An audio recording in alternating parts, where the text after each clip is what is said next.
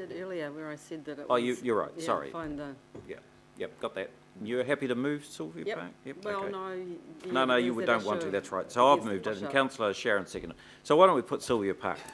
I'll move that. All those in favour say aye. Aye. Against, passed. Right, I'm going to deal with the central area C. Where is that? So I'll move it. Is there a seconder, please? I'm happy to. Councillor Linda, thank you. Right, well, I'm going to put that. All those in favour say aye. Aye.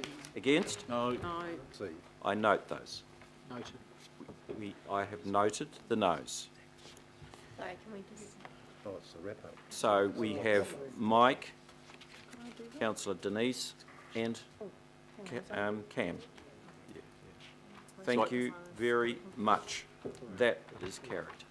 And record took no part in the wrap-up motion. Yeah, we note you didn't. Okay, thank you, councillors. Right, now, let's get back. Do we need to get back to the substantive recommendations, the other recommendations? So, move on to now 022. just down to the technical.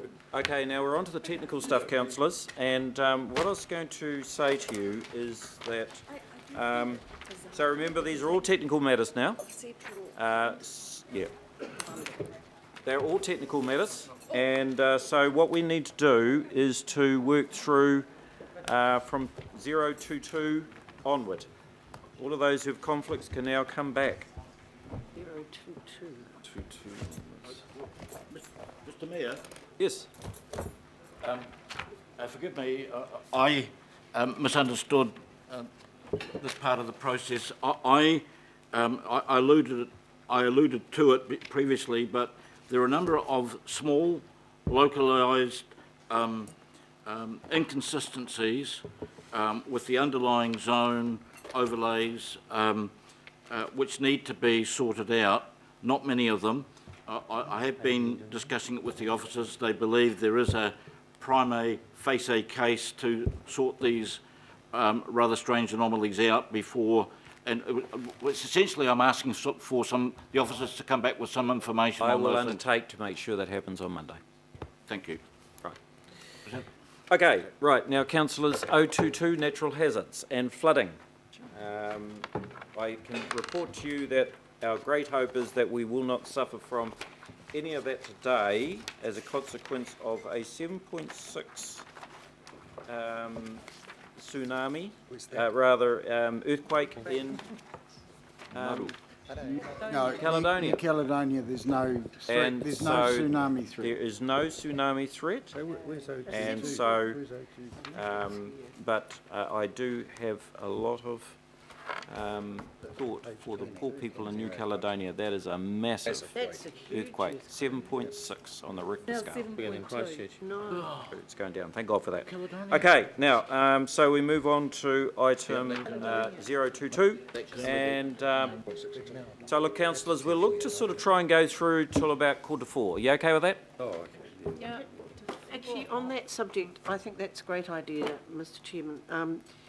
I know that the staff, I think there are some issues people might have in various topics once we've finished. And Yep. I'm just going to ask, would it be sensible at the end of today to give those, if we want more information on those things, to actually give that to the staff after we finish this afternoon, so they get chance at the weekend to have a look, rather than bring them up on Monday Absolutely. and then expect the staff to go away and find them. I mean, there may not be many, but I know Very good common Councillor sense Crum and proposal. myself were talking about it earlier, and there's one or two, so Yep. would that be sensible? Take it for said and start putting those notes together right now. Yep, And we'll okay, make sure thanks. that they get into the staff straight after this. So, Yep. so we're going through at about 3:45. Hopefully we would have knocked the technical clauses off by that point. Kenny Right. or John?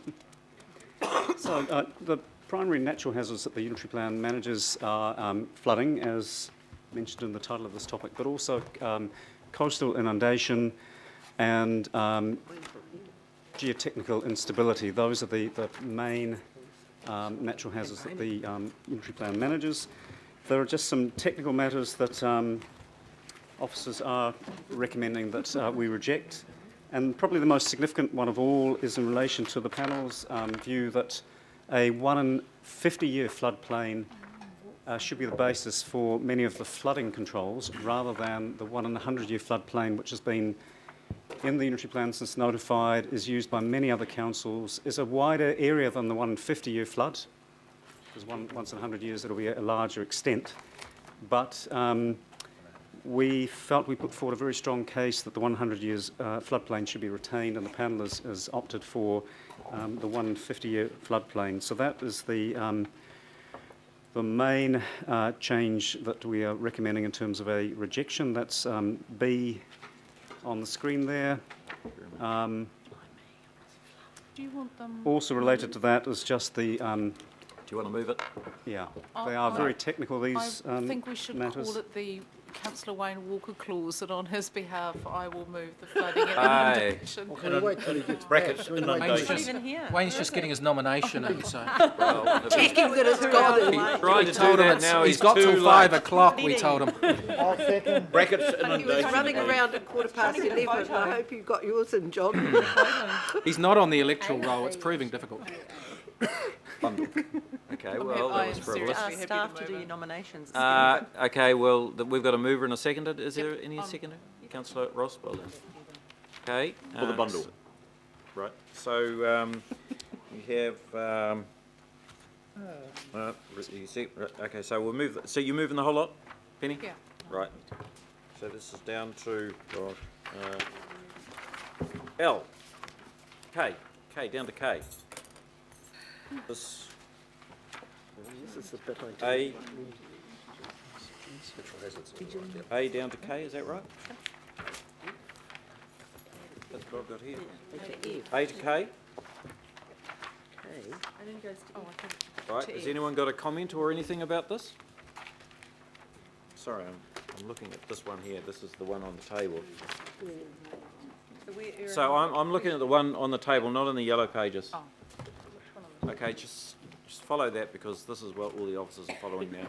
Is that okay? Has everyone got that? That one we got this morning. This is the one that you got this morning. Grab that one there. It's at page 63. Mine only goes up to 39, so I didn't get 100. No, separate one. The new one. New one. It should be on the table, and it had meeting notes. Right, well, we on just it. wait to make sure that everyone's actually on the same page. Working paper. No, it's not that. Happy through to K. Working paper. Working paper.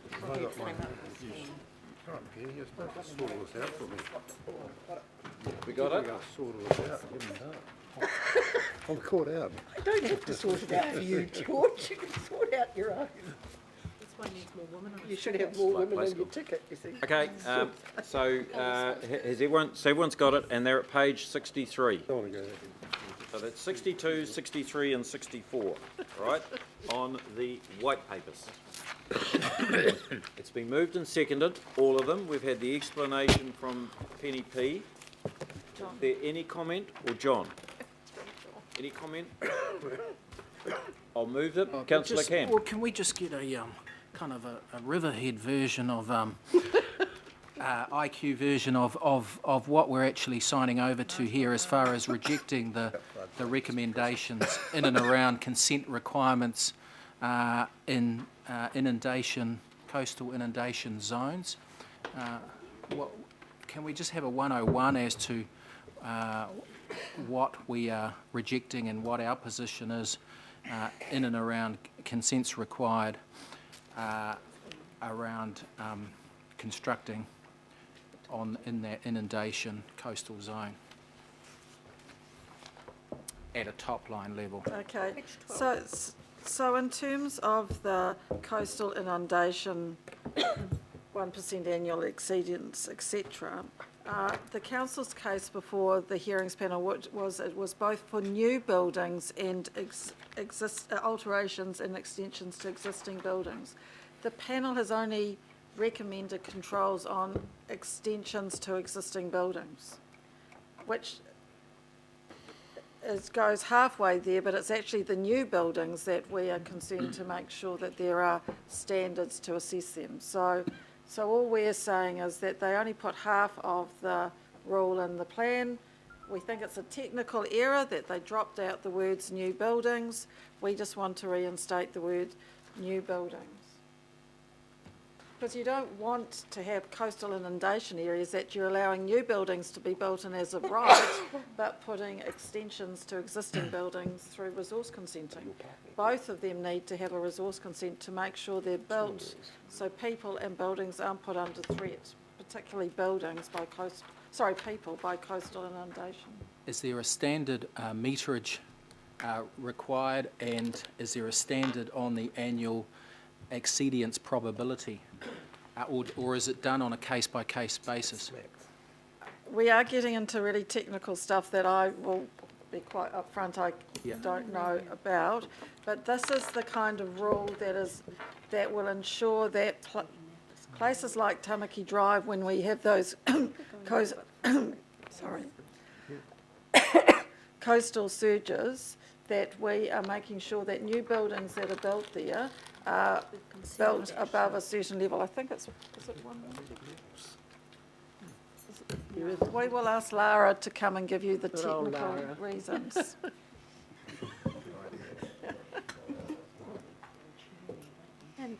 Through the Mayor, the level that's required to be built to is above the 1% or 1 in 100-year storm plus the 1 metre sea level rise. So it's above that level, that inundation level. Right.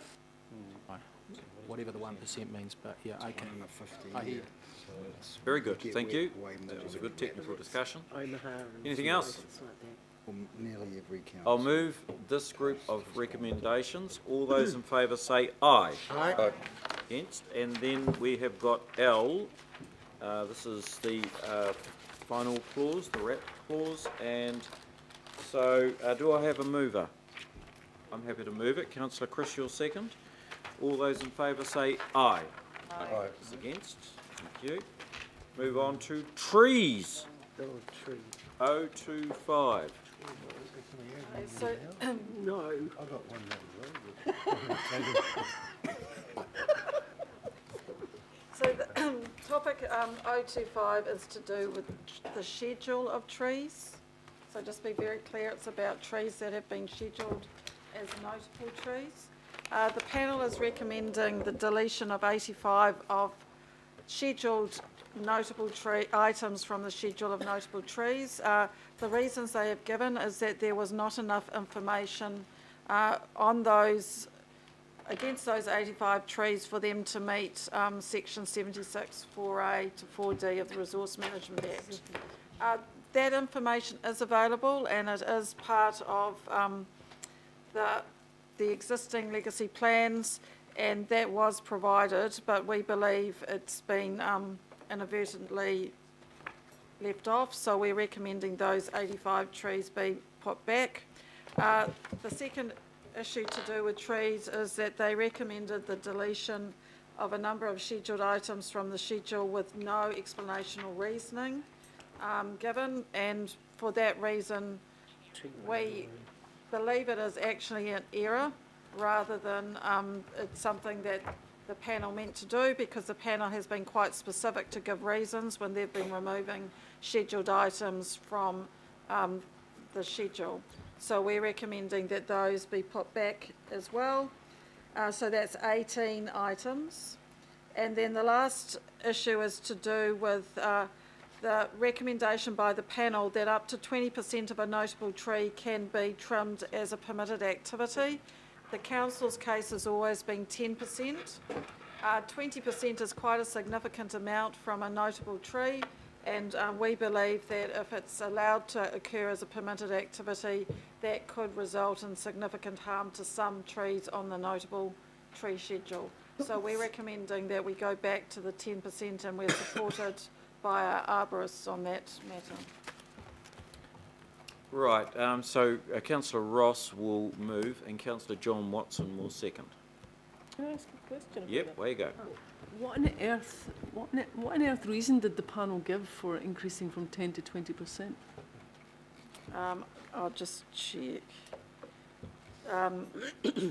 We couldn't clearly identify that from the panel's report. Make way for micro apartments. Because they could. Councillor Chris. Thank you, sir.